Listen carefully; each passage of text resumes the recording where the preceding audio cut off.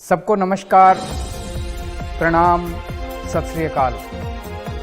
नमस्कार, चलिए जानते हैं दिल्ली की 25 बड़ी खबरों को सिर्फ 5 मिनट में। इससे पहले आप इस वीडियो को प्यारा सा लाइक नहीं किया तो वीडियो को प्यारा सा लाइक कर दीजिए और अभी तक इस चैनल को सब्सक्राइब नहीं किया चैनल को सब्सक्राइब कर दीजिए। और हाँ, दिल्ली की कहां से आप इस वीडियो को देख रहे हैं कमेंट बॉक्स में कमेंट कर जरूर बताइएगा। चलिए वीडियो शुरू करते हैं।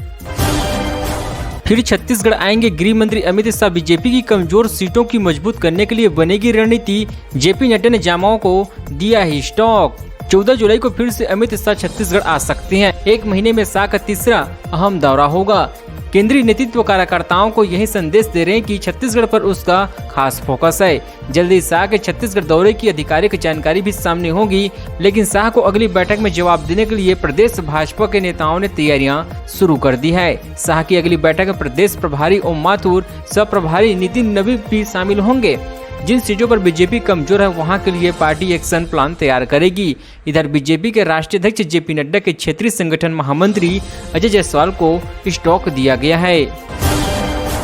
जयपुर पुलिस का वायरलेस हेडसेट चोरी, भीड़ को संभालते हुए हुई धक्का मुक्की, नीचे गिरने पर उठा ले गया बदमाश। जयपुर पुलिस का वायरलेस हेडसेट चोरी होने का मामला सामने आया है। चोरी हुआ वायरलेस हेडसेट की 4 महीने बाद आमेर थाने में एफआईआर दर्ज कराई गई। महाशिवरात्रि पर्व पर भीड़ को संभालते समय कांस्टेबल के हाथ से वायरलेस हैंडसेट नीचे गिर गया था। भीड़ भाड़ में धक्का मुक्की का फायदा उठाकर बदमाशों से चुरा ले गया। आमेर का पुलिस वायरलेस हेडसेट की चोरी की रिपोर्ट दर्ज कर तलाश में जुटी हुई है। पुलिस ने बताया कि नारायणपुर अलवर निवासी महेश चंदन मीणा के एफआईआर दर्ज कर ली गई है। वही आमेर थाने में कांस्टेबल के पद पर तैनात है। 18 फरवरी को महाशिवरात्रि पर्व पर लॉ एंड ऑर्डर ड्यूटी लगी हुए थे। आमेर में स्थित सभी मंदिरों में इंतजाम ड्यूटी लगाई गई थी। दोपहर करीब 12:30 बजे सिग्मा स्कूटी में वायरलेस हेडसेट नंबर 831 लेकर कांस्टेबल महेश चंदन अपने साथी कांस्टेबल अशोक कुमार के साथ रवाना हुआ था। दिग्विजय के गढ़ में सिंधिया बोले बंटाधार का रावण सा अहंकार। सीएम शिवराज का ऐलान 15 अगस्त के बाद 50,000 नई सरकारी भर्तियों की जाएगी। मुख्यमंत्री शिवराज सिंह चौहान ने कहा कि इस 15 अगस्त तक 1 लाख सरकारी भर्तियां पूरी कर दी जाएगी। इसके बाद फिर 50,000 नई सरकारी भर्तियां की जाएगी। मुख्यमंत्री और केंद्रीय मंत्री ज्योतिरादित्य सिंधिया शनिवार को दिग्विजय सिंह के गृहनगर राघवगढ़ पहुंचे हैं। वे यहां लाडली बहन सम्मेलन में शामिल हुए। केंद्रीय मंत्री ज्योतिरादित्य सिंधिया ने मुख्यमंत्री शिवराज सिंह चौहान को मध्य प्रदेश का गौरव बताया है। उन्होंने कहा कि 10 दिन पहले मुझे राघवगढ़ का एक व्यक्ति मिल गया था। उसने मुझे पंक्ति सुनाई थी, यही मैं यहाँ सुन रहा हूँ। एक थी बाप बेटी की जोड़ी निराली, कर दी उन्होंने मिलकर मध्य प्रदेश की जनता की झोली खाली। रावण जैसा अहंकार रहता सिर पर सवार, न उठे अपनी ऊंची गद्दी से 1 इंच भी, नाम है उनका बंटाधार। इलेक्ट्रॉनिक बसों में तकनीकी खराबी को लेकर परिवहन मंत्री सख्त। 9 जुलाई तक बसें ठीक कर नहीं हुई तो होगी सख्त कार्रवाई। कई बार दिल्ली की बसों में तकनीकी खामियों और अन्य दिक्कतों की वजह से बसों के संचालन प्रभावित होने के साथ साथ कई दुर्घटनाएं भी सामने आती है। अब इसको लेकर दिल्ली परिवहन मंत्री ने कड़ा रुख अपना लिया है। दिल्ली के परिवहन मंत्री कैलाश गहलोत ने ट्रांसपोर्ट कमीशन को पत्र लिखते हुए कहा कि जिन भी बसों की तकनीकी खामियों के बारे में अवगत कराया गया उसे जल्द से जल्द ठीक कराया जाए और अगर ऐसा नहीं किया जाता है तो जुर्माना लगाया जाएगा। ट्रांसपोर्ट कमीशन को पत्र लिखते हुए परिवहन मंत्री ने कहा कि दिल्ली वाहनों को सुविधाजनक, सुरक्षित और विश्वसनीय परिवहन प्रदान करने के लिए दिल्ली सरकार पूरी तरह से प्रतिबद्ध है। अमीरों के होते हैं लाखों गुरु, गरीबों के सिर्फ बालाजी। दिल्ली के हनुमंत कथा में बोले पंडित धीरेन्द्र शास्त्री।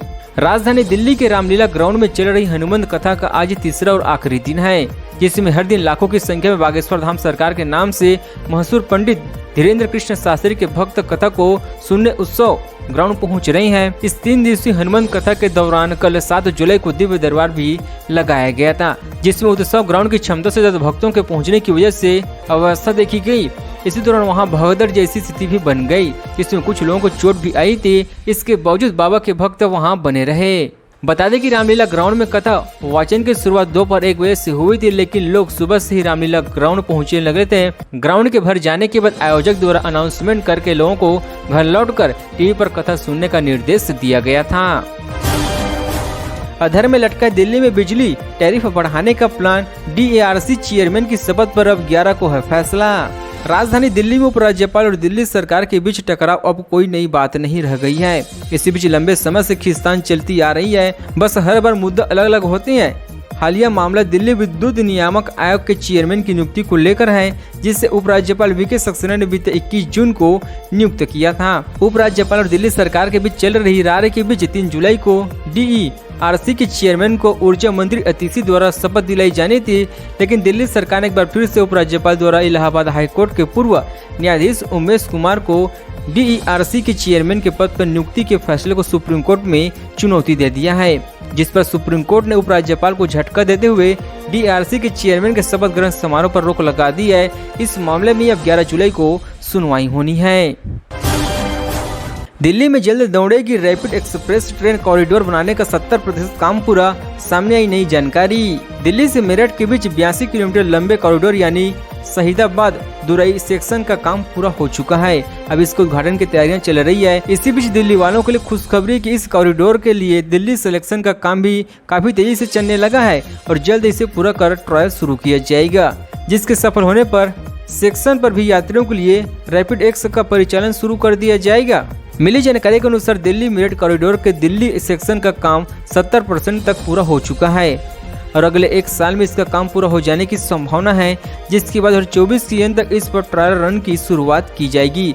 राष्ट्रीय राजधानी दिल्ली परिवहन निगम ने जून 2025 तक इस पूरे ट्रैक पर रैपिड एक्सप्रेस चलाने का लक्ष्य निर्धारित कर रखा है। दिल्ली में सुबह से हो रही तेज बारिश, दिन में छाया अंधेरा, IMD ने जारी किया येलो अलर्ट। राजधानी दिल्ली समेत पूरे NCR में मौसम सुहाना बना हुआ है। वहीं दिल्ली और नोएडा में कई इलाकों में झमाझम बारिश हो गई है। तेज बारिश की वजह से कई जगहों पर जलभराव की स्थिति हो गई है, सड़कों पर पानी भर गया है। बता दें कि शुक्रवार को भी कुछ इलाकों में हल्की बारिश हुई थी।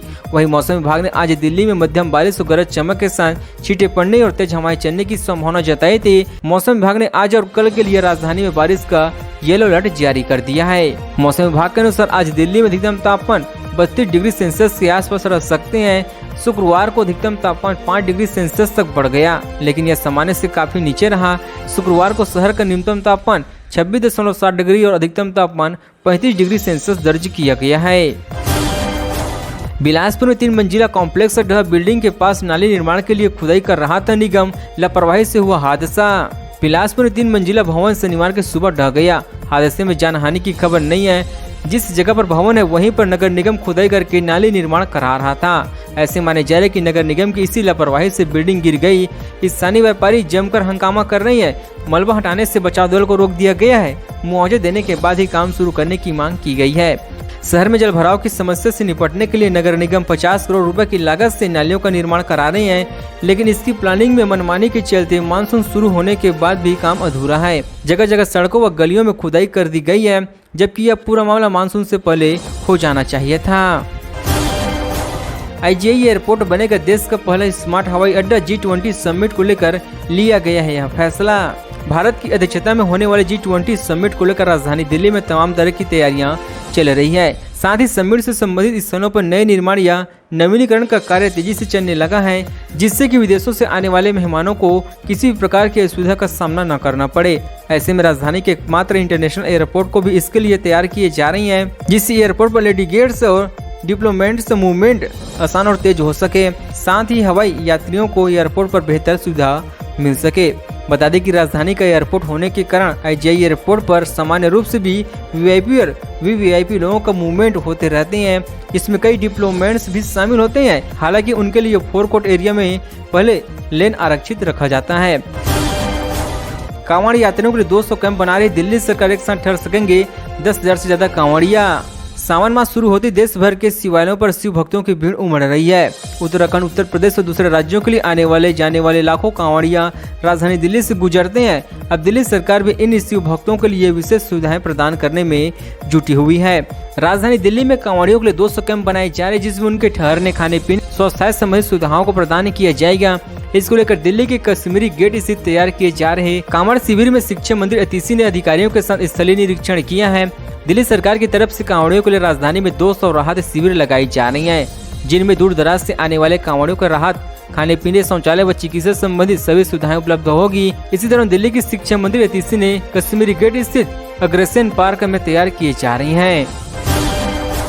आप तो दिन गिनो, बीजेपी नेता सीएम केजरीवाल से बोले आपसे भी रिकवरी होगी। दिल्ली के कथित शराब घोटाले मामले में बड़ी कार्रवाई करते हुए प्रवर्तन निदेशालय ने शुक्रवार को मनीष सिसोदिया समेत कई आरोपियों की 52 करोड़ 24 लाख की संपत्ति जब्त कर ली है। इस खबर के सामने आने के बाद से ही राष्ट्रीय राजधानी से ये मुद्दा गरमाया हुआ है और भारतीय जनता पार्टी जमकर दिल्ली सरकार पर निशाना साध रही है। बीजेपी नेता हरीश खुराना ने अपने आधिकारिक ट्विटर अकाउंट से आम आदमी पार्टी के मुखिया और दिल्ली के सीएम अरविंद केजरीवाल के एक ट्वीट को रीट्वीट करते हुए कैंपस में लिखा कि काहे जनता को घुमा रहे हो अरविंद केजरीवाल जी, प्रॉपर्टी अटैच हुई तो घोटाले की वजह से अभी तो बहुत रिकवरी बाकी है, चिंता न करो आपसे भी रिकवरी होगी। वैसे यह तो बता दो, अगर केस में कुछ नहीं है तो मनीष सिसोदिया की बेल क्यों बार बार रिजेक्ट कर रहे हैं कोर्ट। मनीष सिसोदिया की संपत्ति पर अरविंद केजरीवाल की सफाई, बोले 52 करोड़ नहीं 80 लाख की हुई है जब्ती। देश की राजधानी दिल्ली पिछले कुछ हफ्तों से अध्यादेश पर जारी सियासी लड़ाई फिलहाल कमजोर पड़ती नजर आ रही है। आम आदमी पार्टी की दिल्ली सरकार का ध्यान इस पर केंद्र के अध्यादेश से हटकर मनीष सिसोदिया के केस पर आ गया है। शुक्रवार को प्रवर्तन निदेशालय ने शराब घोटाला मामले में आरोपी मनीष सिसोदिया, अमनदीप ढल, राजेश जोशी, गौतम मल्होत्रा और अन्य की करीबी 52 करोड़ 24 लाख की संपत्ति जब्त कर लिया है। इस अटैचमेंट में 41 करोड़ 29 लाख रुपए कैश और चल संपत्ति है, जिसमें 11,49,000 रुपए मनीष सिसोदिया और 16 करोड़ 45 लाख रुपए बृंदो सेल्स प्राइवेट लिमिटेड और अन्य के हैं।